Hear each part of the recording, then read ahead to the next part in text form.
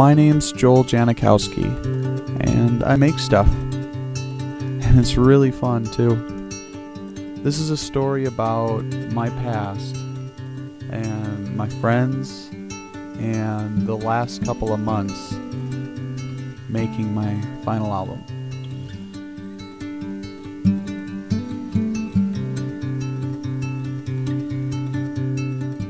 I grew up in Scranton, North Dakota, a small town. It was pretty much just my friends and my family. When Joel was little, I remember when we first got him some Legos, and he just loved creating things. He would sit on the floor and make castles and forts and pretend with them, and sometimes it would be 3-4 hours, and he would just be so happy just sitting there creating all these different things. I was always proud of the fact that Joel was never afraid to try something different or follow his heart, you know, whether everybody was doing it or no one had ever done it, you know, which is funny because he's still the same way today. And with my mother and my father both being very supportive, and my brother being already knee-deep into music, it would have been really surprising if I wouldn't have given it a shot. And that first shot was out of bullets. We are driving. We're driving on the road. We're driving down the road. Safely.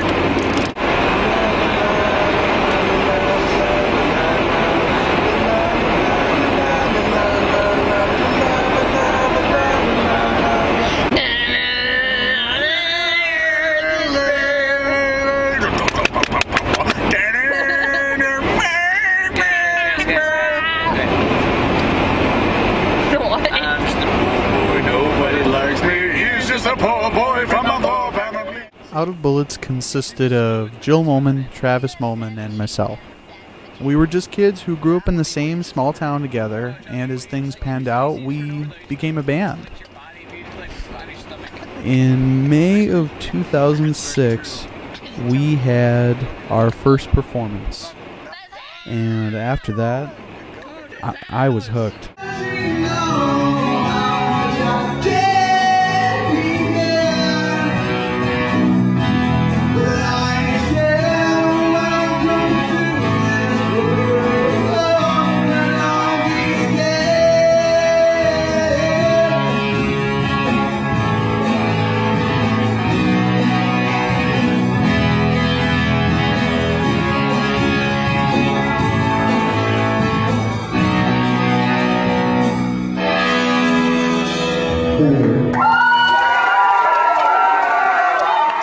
Soon after that performance, we didn't know it at the time, but we were about to become part of a family. A family that is so supportive, so fun, I wouldn't know how to repay them. If it wasn't for Two Step Susie, we wouldn't be able to experience nearly half as much as we did. So, if it wasn't for them, I don't really know if I would have done what I did either. So when I first met Joel, I was drinking Purple Drink with Larry the Hobo. Not really, but you know. Like, I don't know, it was back in the day, back in high school. I was in a band, and so was he. Out of Bullets, I was in this band, Two Step Susie, and somehow along the way, friends got acquainted, and we started playing shows together.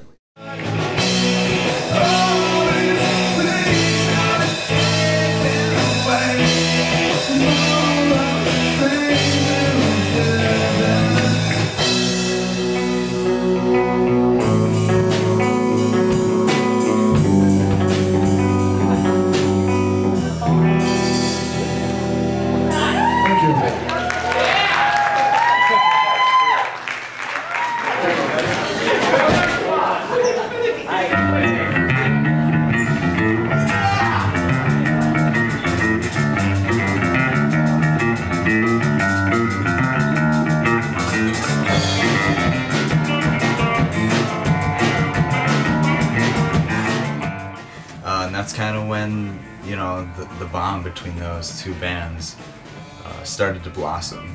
And yeah, at the time, I was working on a project with Troy Guion and Blaze Kautzman called Ellipsis. And then after that, I joined Two Step. And, you know, the relationship there just grew stronger and stronger. We became sister bands. Whenever, you know, one of us would play a show, the other one would open.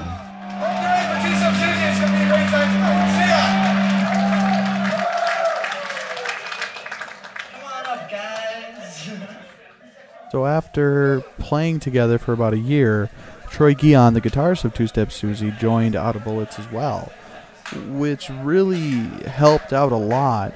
And actually, in the long run, I ended up spending more time with Two Step Susie myself because of it.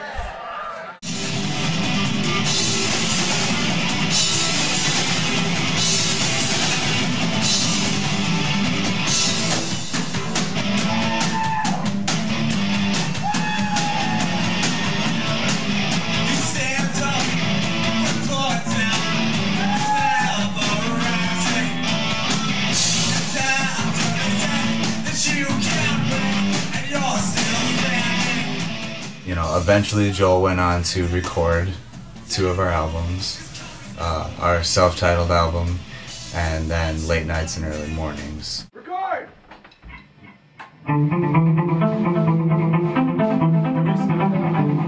Turn wax. Oh yeah! Oh my gosh! Where have I been? Fargo. Somebody did get the memo.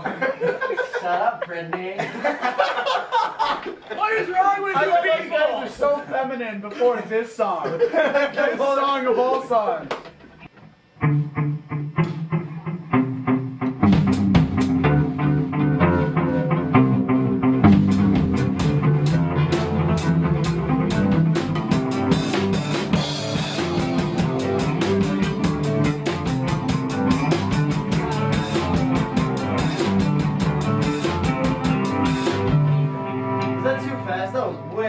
It was too fast, plus we were 1 short there. Yeah, I know. I was just like, okay. this is getting way too fast, isn't it? Yeah, we sped up. Like, a lot? Yeah, a lot. Yeah. Like, Joel, we want to get this right. Joel, slow it down. You gotta get Joel, slow it down. You want to get my hair did? Oh, it's working. Hold on. Hold on, ladies. We're waiting. It's working, people. Working. Yeah, a lot of good times with that kid that I just can't even recount all of them, but you know. You know what? Interview with Two Step Susie. Oh my god.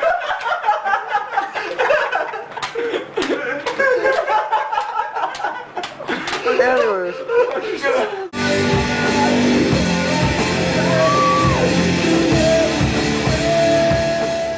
By the time everything came full circle, we had 2 albums underneath our belt and a few shows behind us. And by then, I was becoming very controlling of, you know, the other band members, you know, what was written, how it was done, who played what, and, you know, in all, very, very full of myself. And I had to figure out something else, because, you know, if I had to control something, if I had to control somebody, it should only be me and nobody else. So as time went on, that more or less tapered off, and I started working on my own solo project, and I got an acoustic guitar and started writing some songs, and I wanted to see what could possibly happen. And, you know, after a while, you know, I actually got to perform with Two Step Susie with a song called Strength, Time, and Hope.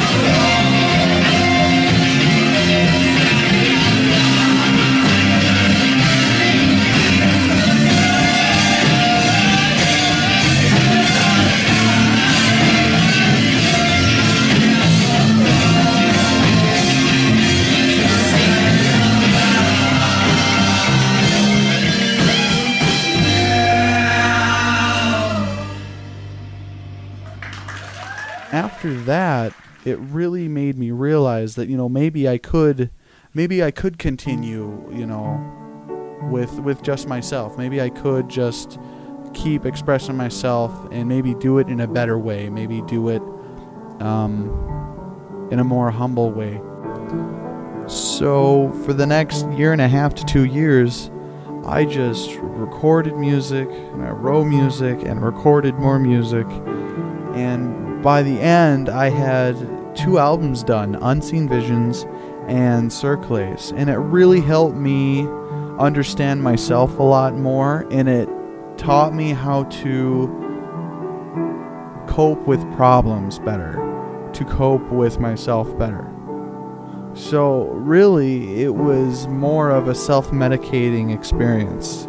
And also, it was more of a learning experience for writing my emotions better. Because there's more than just happy and sad, and I learned how to express all of them much clearer than I knew how to before. So it really helped me evolve as a person and a musician.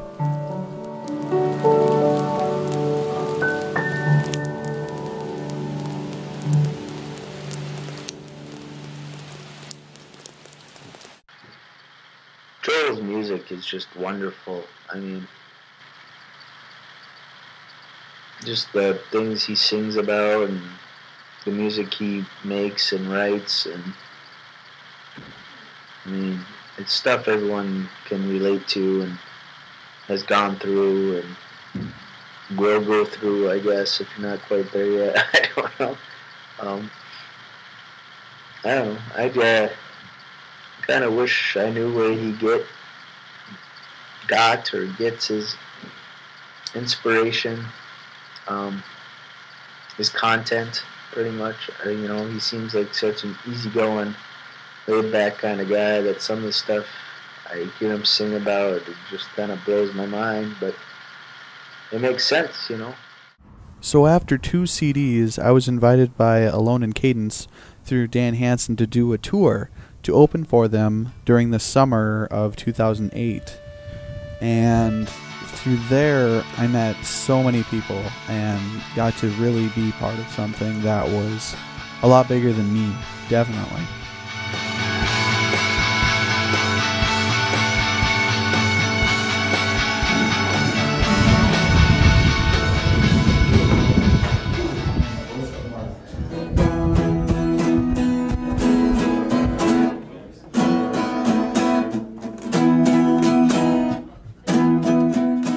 Run through all the back now. I gotta break this.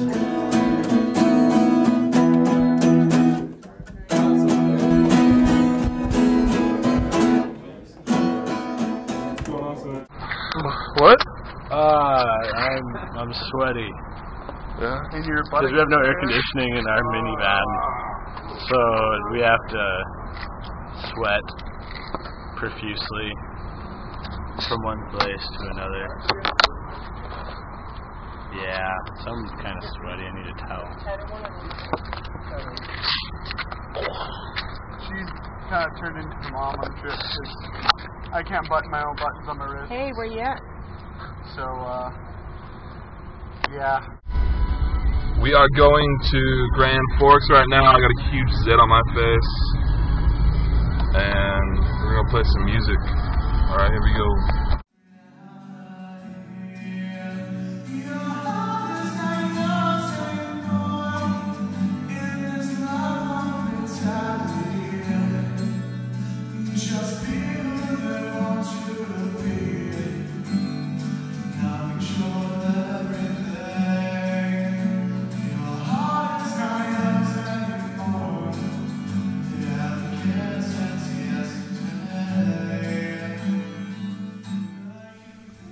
The tour gave me so many experiences. I got to see so many things thanks to those guys.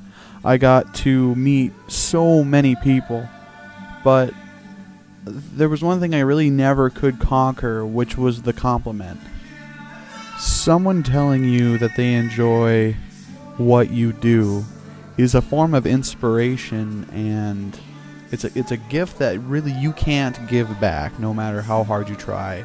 whether it's during the conversation or not, there's nothing that really can match to that. And there was nothing really I ever found out how to give back during the conversation.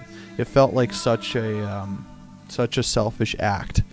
And it was something that I really never came to terms with, just more worked around. And eventually I did learn how to take what I was given and put it into what I did. It was the only way that I was really okay with it. It was the closest thing I could ever come to paying back someone who was willing to put forth the effort to inspire you, because I found that to be the most selfless thing.